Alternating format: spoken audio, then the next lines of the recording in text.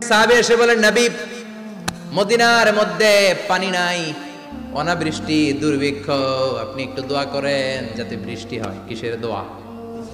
বিশ্বনবী জুমার খুতবা থামিয়ে দিলেন, খুতবা দিচ্ছিলেন, খুতবা থামিয়ে দোয়া করলেন, আল্লাহুম্মা আসকিনা, আল্লাহুম্মা আসকিনা ইয়া গাউস আগিসনা, আল্লাহুম্মা আসকিনা গাইসান মুগীসান মারিআন মুরিআন নাফিআন গায়রা দা আজিলান গায়রা আজিল।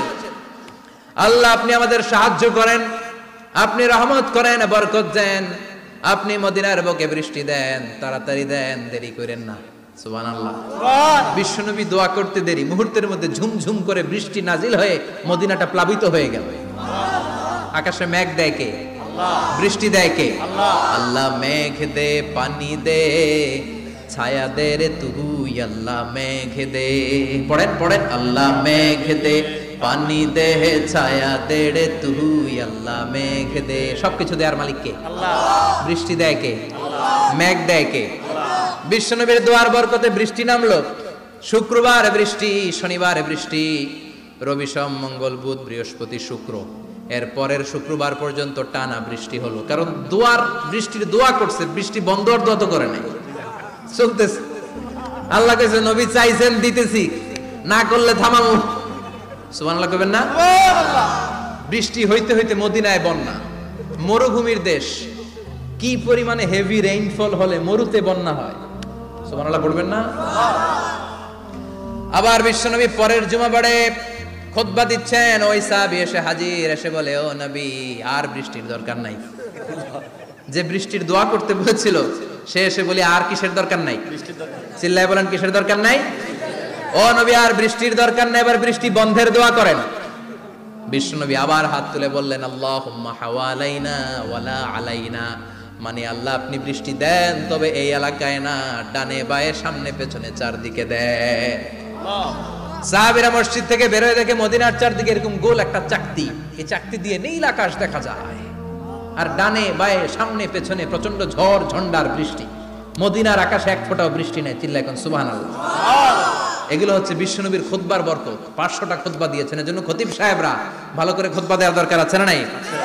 আল্লাহ বললেন, ইযা নুদিয়া লিস-সালাতি মিন ইয়াউমিল জুমআতি ফাসআউ ইলা যিকিরিল্লাহি ওয়া যারুল বাই।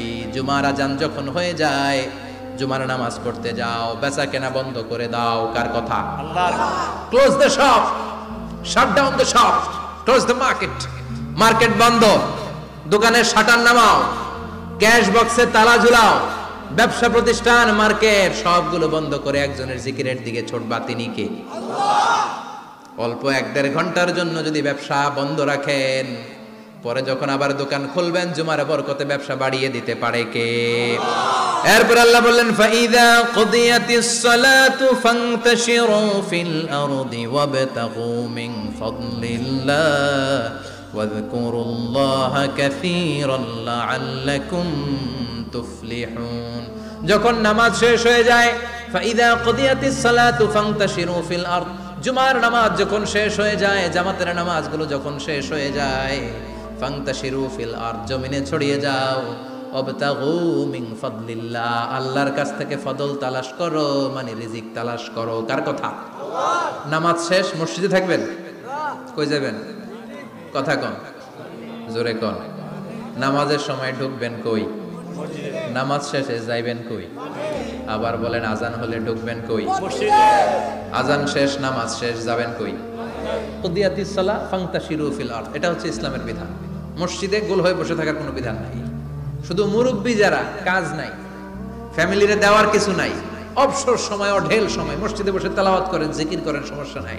কিন্তু যুবক যারা, নামাজের পরে সমাজকে উপহার দিবা, রাষ্ট্রকে অনেক কিছু উপহার দেওয়ার আছে, তোমার ফ্যামিলির প্রতি অনেক দায়িত্ব আছে, কর্মক্ষম কেউ নামাজের পরে মসজিদে অলস সময় কাটানো যাবে না। বিধানটা কার?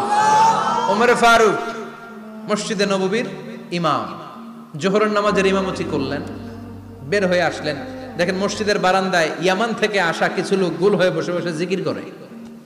কি করে? মনোযোগ নাই। কি করে? জিকির করে। উনি চলে গেলেন, আসরের সময় আবার ইমামতিতে আসলেন, আসরের সালাত পড়িয়ে চলে যাচ্ছেন, আবার দেখে গোল হয়ে জিকির করে ওই দল। মাগরিবের নামাজে ইমামতি করলেন, চলে যাওয়ার সময় দেখে সবাই যায়, এরা যায় না, গোল হয়ে বসে বসে জিকির করে আর তাসবিহ পড়ে। এবার ওমরে ফারুক বললেন, আসসালামু আলাইকুম। সবাই বলে ওয়ালাইকুম আসসালাম। মান আনতুম, তোমরা কারা? কয় নাহনু আল মুতাওয়াক্কিলুনা আলাল্লাহ, আমরা আল্লাহর উপর তাওয়াক্কুল করছি। তো তাওয়াক্কুল করে যে বসে আছো, তোমাদের ফ্যামিলি নাই, ছেলে মেয়ে নাই, দায় দায়িত্ব নাই, সমাজকে উপহার দেওয়ার মতো কিছু নাই, আর তোমরা যে বসে আছো তিনটা বেলা খাইলা কোত্থেকে? না রোজা দাও। ইয়ামানি লোকগুলো বলে না রোজা রাখি নাই, খাইছি। ওমর বলল বড় আল্লাহর ওলি খানা করতে আইছে। আমাদের জিকির আর বুজুর্গি দেখে আশেপাশের লোকজন খানা দিয়া গেছে। ওমরে ফারুক বলে তাইলে তো তোমরা মিথ্যাবাদী, তোমরা মুতাওয়াক্কিলুনা আলাল্লাহ নও, তোমরা আল্লাহর উপর তাওয়াক্কুল করনি, তোমরা হচ্ছে আল মুতাওয়াক্কিলুনা বা'দুকুম বা'দা, একে অপরের উপর নির্ভরশীল। যারা খানা দিয়ে যায় এদের উপর তোমরা নির্ভরশীল। তোমরা জিকির করার তাকায় থাকো, বাটি আসে কোন দিক দিয়া, খাবারের প্লেট আসে কোন দিক দিয়া, জোরে কোন ঠিক কিনা? আল্লাহর উপর তাওয়াক্কুল এটা নয়। আনতুমুল মুতাওয়াক্কিলুন বা'দুকুম বা'দা, এখনই মসজিদ থেকে বের হয়ে যাও। এরপরে কোনদিন নামাজের পর গোল হয়ে বসে থাকতে দেখলে পিটায়া মসজিদ থেকে তাড়াবো। এটা হচ্ছে ইসলামের বিধান। চিল্লা এখন ঠিক কিনা? ফান্তাশিরু ফিল আরদ। নামাজের পরে কৃষক চলে যাবে মাঠে, ব্যবসায়ী চলে যাবে শপিং মলে, মেম্বার অফ দ্য পার্লামেন্ট চলে যাবে সংসদে, সেনা সদস্যরা ঢুকে যাবে ক্যান্টনমেন্টে। চিল্লা এখন ঠিক কিনা? যার যেখানে দায়িত্ব পালন করার জন্য ছুটো। মসজিদে বসে থাকা যাবে? কোন যুবক মানুষ, কর্মক্ষম মানুষ নামাজের পরে মসজিদে বসে বসে জিকির করা যাবে? নামাজে তো সবচেয়ে বড় জিকির, কামাই করা লাগবে না? মেয়ে কোথায় গেল, ছেলে কোথায় গেল, ফ্যামিলির খোঁজ খবর নেওয়ার দরকার আছে না নাই? চিল্লাবেন আছে না নাই? এরপর আল্লাহ বললেন ওয়াইদা রাআউ তিজারাতান আও লাহওয়ান ফাদ্দু ইলাইহা ওয়া তারাকুকা কাইমা। ও নবী, সাহাবারা কাফেলার পণ্যের লোভে, কাফেলার পণ্য এসেছে মদিনায় শুনে আপনারে জুমার মিম্বারের মধ্যে দাঁড় করিয়ে রেখে সবাই চলে যায়। এটা ঠিক করে নাই। আমার কাছে এমন রিজিক আছে যেটা কখনো ফুরাবে না। ঠিক কিনা? এই আয়াতটা বুঝতে হলে 2 মিনিট খুব মনোযোগ দিয়ে কানগুলো খরগোশের মতো খাড়া করে ফেলা। খরগোশ কিন্তু খুব খাড়া কান করে শুনে, জানেন? কানগুলো খরগোশের মতো খাড়া হয়েছে। মনোযোগ আছে? বিশ্বনবী সাল্লাল্লাহু আলাইহি ওয়াসাল্লাম মদিনাতে প্রথম যখন জুমার নামাজ পড়াতেন, তখন আগে জুমার 2 রাকাত পরে 2টা খুতবা দিতেন, ঈদের নামাজের মতো। ঈদের নামাজে আগে কি 2 রাকাত, পরে খুতবা।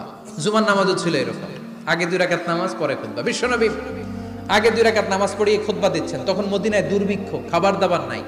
1 মাস আগে দিহিয়াতুল কালবি আল আনসারী নামক এক সাহাবীকে দিয়ে বিশ্বনবী শাম দেশ থেকে কাফেলা পাঠিয়েছেন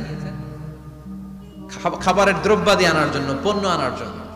1 মাস পরে তারা খাদ্যের পণ্য নিয়ে, মদিনাতে তখন দুর্ভিক্ষ, খাবারের দাম 2 গুণ 3 গুণ, খাবারের পণ্য নিয়ে কাফেলা ফিরে এসেছে জুমার টাইমে। তখন বিশ্বনবী জুমার 2 রাকাত নামাজ পড়িয়ে খুতবা দিচ্ছিলেন। কি করতেছিলেন? আর তখন নিয়ম ছিল, কোন শহরে কাফেলা ঢুকলে তারা তবলা বাজাতো, ঢোল বাজিয়ে দিত, ঢোলের আওয়াজ সবাই শুনে ওইখানে জড়ো হতো। যার যত পণ্য কিনা দরকার পণ্য কিনে নিয়ে চলে যেত। বিশ্বনবী জুমার নামাজের ইমামতি করে 2টা খুতবা যখন দিবেন, মিম্বারের মধ্যে দাঁড়িয়ে বিশ্বনবী মসজিদে নববীতে খুতবা দিচ্ছেন।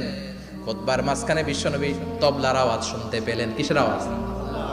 বিশ্বনবী সহ সব সাহাবারা বুঝতে পেরেছে 1 মাস আগে দিহিয়াতুল কালবি শাম দেশে যেই কাফেলা পাঠানো হয়েছে, ওই কাফেলা খাবারের পণ্য নিয়ে মদিনার মধ্যে ঢুকেছে।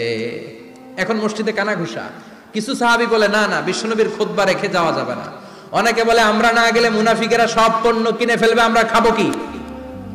কেউ কয় বসে থাকি, কেউ কয় ল যাই। 2-4 জন ওঠা শুরু, সাথে সাথে ওনাদের পিছনে পিছনে বাকি সাহাবীরাও ওঠা শুরু। যেতে যেতে পেছন থেকে 1 কাতার, 2 কাতার, 3 কাতার, পুরো মসজিদে নববী খালি, মাত্র 12 জন সাহাবা ছাড়া। কয়জন? কথা কম। 12 জন। মাত্র 12 জন সাহাবা বিশ্বনবীর সামনে বসে আছেন। 4 খলিফা, জাবির ইবনে আব্দুল্লাহ, এরকম 12 জন সাহাবা বসে আছেন। সব সাহাবারা পণ্য কেনার জন্য চলে গেল। সাহাবারা ভাবলো নামাজ আসল, নামাজ তো পড়েই ফেলছি, এখন খুতবা সমস্যা নাই। কিন্তু আল্লাহ এটা সহ্য করলেন না। বিশ্বনবী দাঁড়িয়ে খুতবা দিবে, আর সাহাবারা সেই খুতবায় বসে না থেকে কাফেলার পণ্যকরণের জন্য দৌড়াবে, এটা সাহাবাদের জন্য শোভনীয় নয়। চিল্লা এখন ঠিক কিনা?